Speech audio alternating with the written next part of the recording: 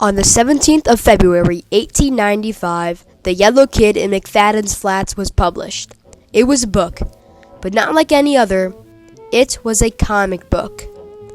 Those 196 pages led to something extraordinary that we have today. Over the years, comic books evolved and their popularity grew. Comic book publishers started writing new genres, including crime comic books, which ended up being a huge problem for kids. Concerned about the influence of comic books on juveniles, the Association of Comics magazine publishers took on the responsibility to regulate content by creating the Comics Code Authority in October of 1954. This voluntary censorship of the comic book industry restricted creators' rights to free expression. However, proponents argued that these limitations had a positive impact on children. The resulting debate is still prevalent in society today.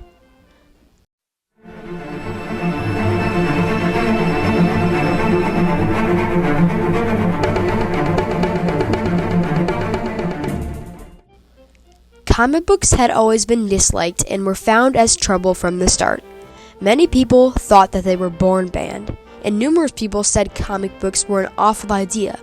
Citizens and communities thought that the books hurt juveniles' ability to read and appreciate art. So then, youth groups would go around towns and buy every last comic from a store, but not to read them, to burn them. In the late 1940s, there were multiple burnings all over the U.S. just to get rid of these despised comics. Instead of the joyful, humorous newspaper comic strips and books, the ones kids were reading were filled with gore and crime, which led many parents to get worried about the type of content their kids were reading. Their parents wanted something to censor the books their kids were reading, but unfortunately, there was nothing like that at the time. As a result of that, the comic industry was criticized greatly, being called low quality and low-brow garbage. Many adults wanted comics to go. There needed to be something done about these comics. In fact, there was something done. It was called the Association of Comic Magazine Publishers, and it was established by 4 publishers and 2 distributors in 1947. The ACMP was an unsuccessful precursor to the Comic Magazine Association of America. The ACMP took responsibility for making rules to censor comic books that had obscenity, violence, and more. It worked for a bit, being able to censor some comics. Some people weren't huge fans of the ACMP, and parents thought the ACMP was self-imposed. Parents thought that they only listened to the public and that kids only bought stuff with the seal. They also mentioned that they thought they weren't taking away enough of the publisher's rights.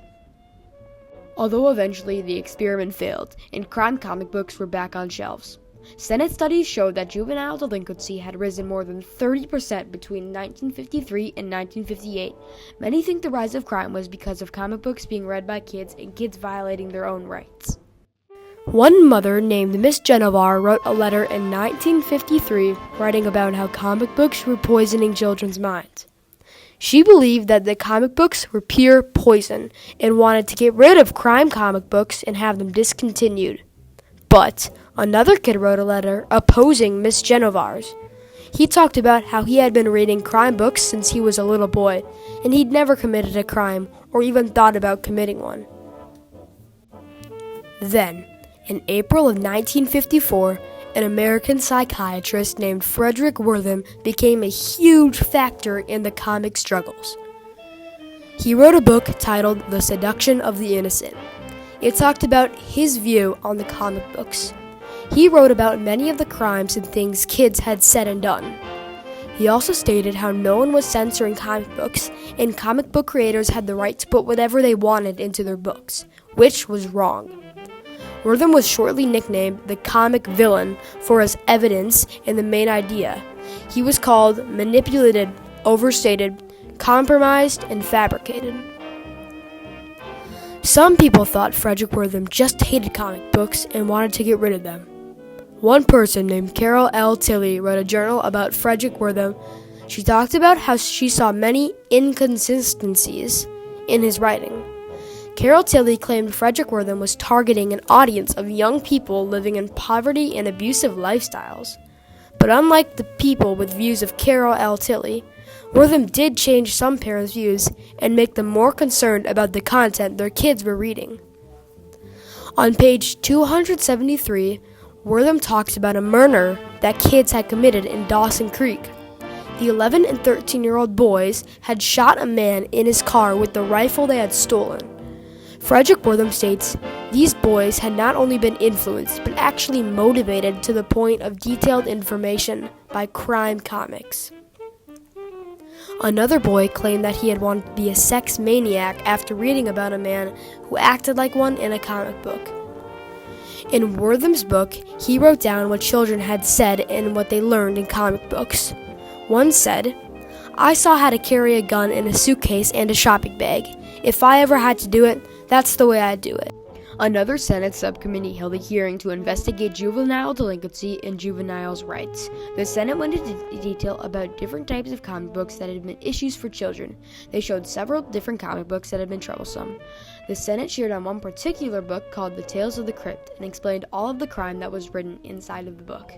Inspired by the Hays Code for films, the Senate, and Wortham's research from his book, the ACMP took their own responsibility to establish the Comic Code Authority in 1954 to restrict comic book publishers' right on the content they produced. Sure, it may have been in violation of the First Amendment's freedom of expression, but it was for a good reason to violate comic book publishers' rights. The Comic Code Authority, also known as the Seal of Approval, was displayed on comic book covers to ensure kid-friendly content was inside of the books. The Comic Code Authority was created by 26 of the 29 comic publishers. The 41 provisions in the code prohibited pictures of excessive violence, the use of words terror or horror in the title of a comic book, and close-up details of a crime. Comic advertisements will be cleaned up also. Ads for knives, guns, pin-ups, firearms, and gambling equipment were forbidden. Members who did not use the code would get their comic books discontinued or expelled. Starting in 1954, the seal of approval was printed on top of all comic books to ensure that the content kids were reading were appropriate for them. It was in newspaper ads trying to promote the newly made organization. It was a huge hit, and children's parents who were concerned weren't anymore, and they loved it. When comic book publishers heard about the code, they immediately took responsibility for changing their comic books to fit into the guidelines. Comic book publishers immediately made changes to their comic books to fit into the guidelines of the Comic Code Authority. You can see many examples of this across multiple comic books. This comic book, called Supreme Penalty, changed the clothes a guy is wearing and the position of his head. They also changed the words from I don't want to die to I don't want to go. This other comic panel changed the words the judge says. The guilty man was punished to death, but instead, the words were changed to have the man be put into prison. Finally, in this comic panel, the publishers took out the word dying man to fit into the guidelines of the Comic Code Authority. Although the Comic Code Authority was mostly accepted, in the late 1970s, comic book publishers, including Marvel and DC, wanted their rights back to print whatever they wanted in their books, so they created their own rating systems to publish books for older kids, although they didn't completely get rid of the Comic Code Authority. In 2001, Marvel decided to drop the Comic Code Authority completely. 9 years later, in 2010, Bongo Comics did the same thing. There were only two major companies left that still use the Comics Code Authority, Archie Comics and DC Comics. Finally, in January of 2011, Archie Comics got rid of it, and shortly after, DC did the same thing. Even though the seal of approval is gone, you can still see it in many ways. In video games, for example, many people can still argue that certain games should be rated E, T, or even M for mature. The debate is also prevalent in movies and normal books, with people wondering if they should be rated higher or lower based on the children's ages. The Comic Code Authority may be gone from the cover of comic books, but it's sure not forgotten.